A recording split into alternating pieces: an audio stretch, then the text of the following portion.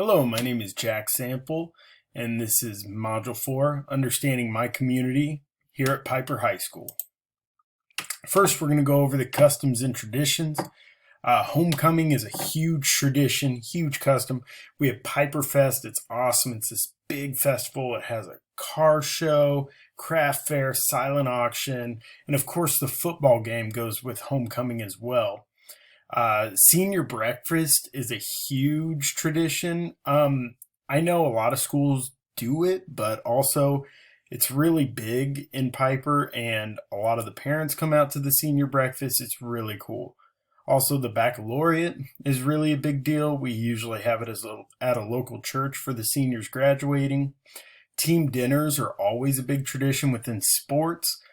Pep rallies, I know that sometimes they seem like a necessity at a school, but we see it as a joy. We really get into it. There's games, the students are hyped, they have chants going on, like class chants.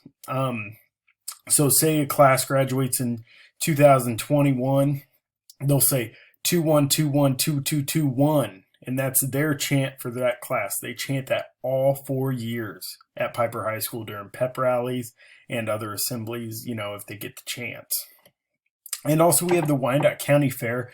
A lot of our kids are in 4-H. Piper is a rural community still, in parts of it. It's kind of a good mix of everything, but we do have a lot of kids that participate in 4-H. And customs for the leaders to know. Piper is based in Kansas City, Kansas. It is the best school district in Kansas City, Kansas on paper, and a lot of people and families see that, and they move to Piper for the schools.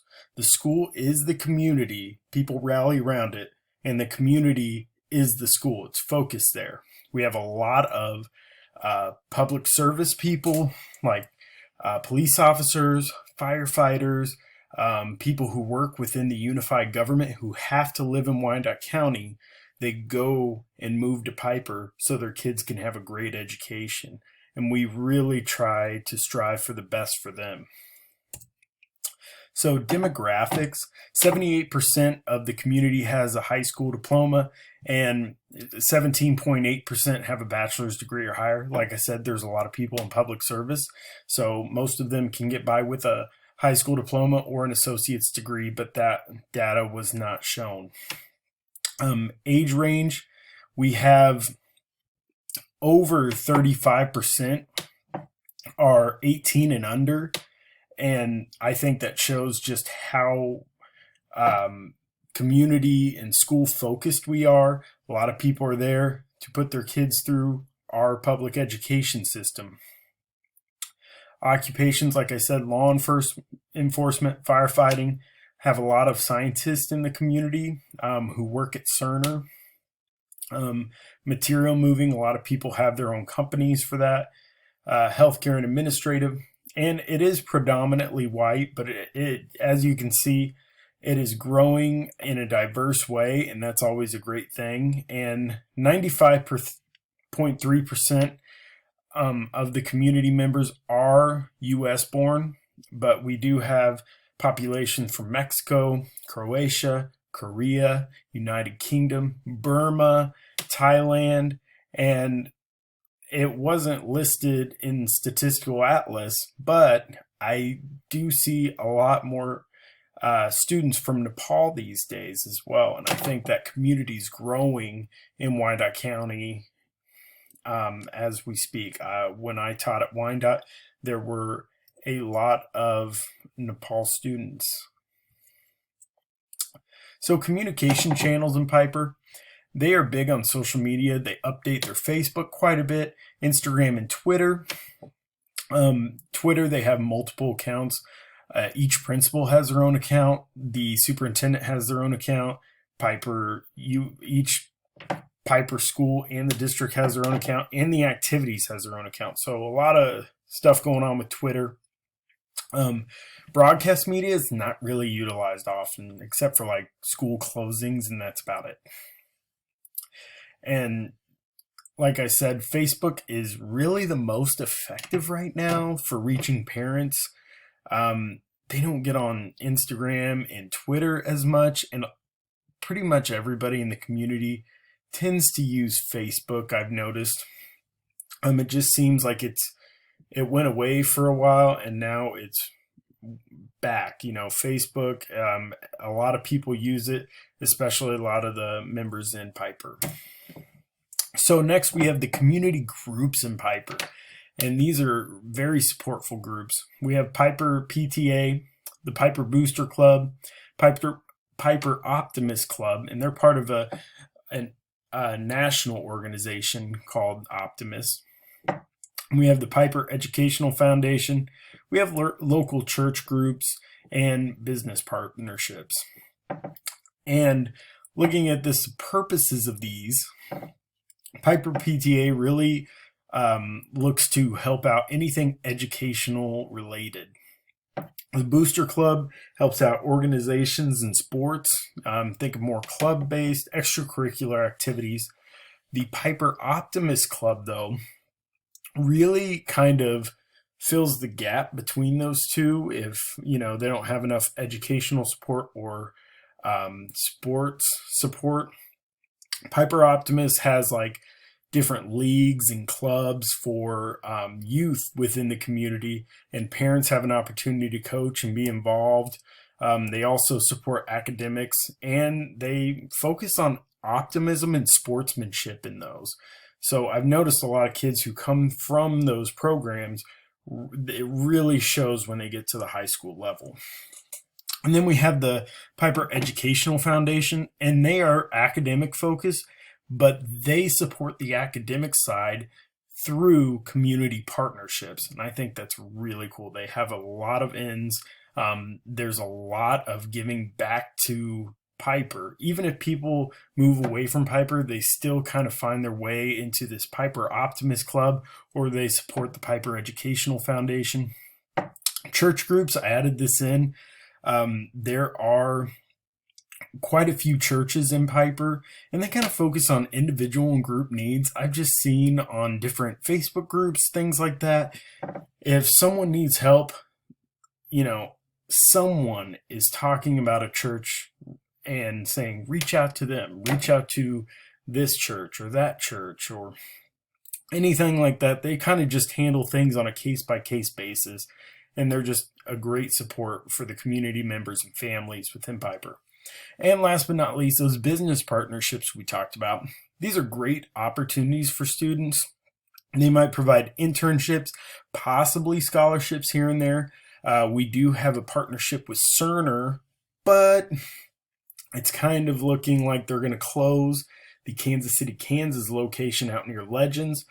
I hope we can continue to keep that partnership, and I think it would be feasible to do so. I think it'd work. Still, our students would have to drive a little bit, but I'm not sure. It's kind of up in the air. Leadership within the community. We have the leader, Piper Optimist, Steve Huff. He is a nice guy, and he tends to be about the kids. He's running the leagues, making sure everybody's spots are filled for coaching positions, or making sure the leagues have enough teams. He's reaching out to the community, really helps out. And Piper Optimist is sponsored by a lot of different businesses. We have Barron Contracting, Baser Veterinary Clinic, Danny's Bar and Grill, Bird Studio, 2 agents from American Family Insurance. We have the KCK Fire Department, J.E. Dunn Construction, and the Mini Adventure Daycare. Now, like I said before, a lot of these businesses are not located in Piper, but the owners of these businesses have connections to Piper. Maybe they lived there at one time, grew up there. They always look for a way to come back and support that community. Next, we have the Rotary Club of KCK, ran by Todd Jordan. He's the chair. And they give out scholarships yearly to different high schools within Wyandotte County. And we had one male, one female student receive a scholarship from them this year. Also, we have the city council, the mayor, David Alvey. He is a little involved, but it's more of namesake. He's in the community, but he's the mayor and he's respected, but you don't hear about him too much.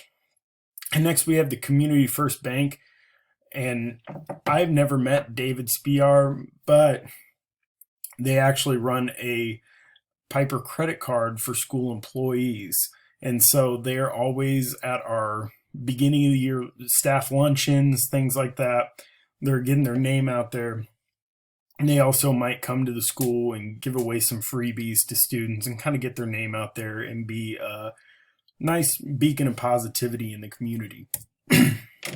Next, we have the economic conditions in Piper.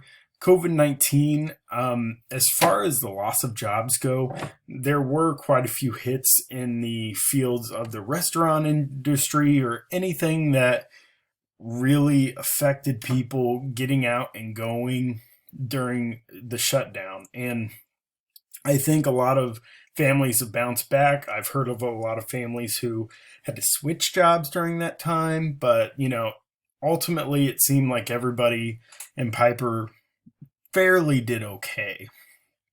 As far as natural disasters, it is a rural area, and so there is a bigger possibility of tornadoes, especially here in the Midwest. And I know this sounds kind of weird, but wide open spaces kind of lead to that happening more. Also, bankruptcy. As far as farms go, there were 35 bankruptcies in Kansas. As I said, there are some farms in Piper, and I'm sure some of them were affected by the bankruptcies. 66.9% of the community members are employed. And if they have kids under the age of 18, almost 80%, 79.9%, both of those parents are working. And 18.3% of households with kids under 18 have stay-at-home mothers. So I just thought that was interesting. It's pretty close to a fifth of stay-at-home mothers in the community. And I think that's because Piper tends to be kind of a tough area to live in, not necessarily in like crime or anything like that. It's more of like the taxes are high, and so I think that people to own property in Piper and live there, it's kind of, they have to be pretty well off at times, and I've noticed that throughout my time in Piper. Next, we have the political structure. Like I mentioned before, David Alvey, the mayor, he's not too heavily involved, but his name will ring a bell to many community members. Next, we have the Board of Education, John Bakarich. He makes team decisions. He's not really a, rule with an iron fist kind of board member or anything like that. He really tries to see what the students need and try to make that happen and appease all stakeholders. And the Board of Education really helps with that. And they really want to do what's best for the students. Next, we have the superintendent, Dr. Jessica Dane. She just started last year. She's very initiative driven. She wants to put a smile on your face, but she also wants those kids to try new things and do the best they can and give them opportunities for life after high school.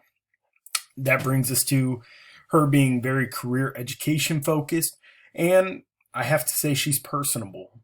She is not afraid to laugh at herself, make jokes, and she's very easy to talk to, and she has been a positive influence in this community since she's been here. Next, we have the Sheriff Donald Ash. He's actually from Piper. He's been reelected twice, which I don't think happens very much in Wyandotte County, and he coached at the middle school level for about 8 years at Piper. And next, we are mostly a Democratic county, and based on the zip code, it still came up almost 65% Democrat, which is pretty rare in Kansas.